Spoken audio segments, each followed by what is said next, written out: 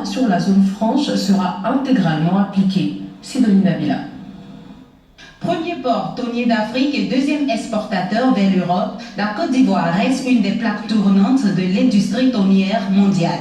Et pourtant, août 2016, une des conserveries de la Pinière, la société Pêche et Froid met la clé sous le paillasson, plus de 1000 emplois perdus.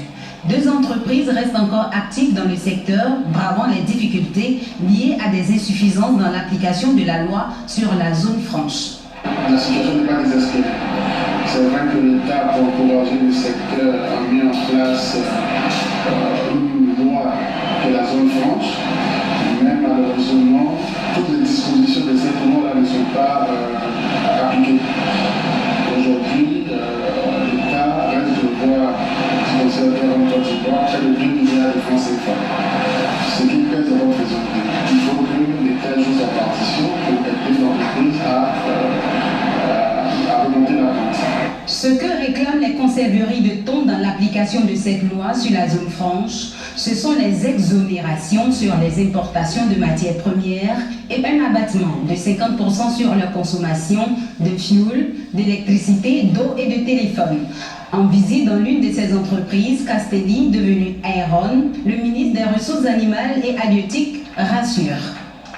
Le Premier ministre a déjà instruit tous les ministres qui sont concernés par l'application de la loi à faire des efforts de sorte que les sociétés puissent vraiment mieux se comporter.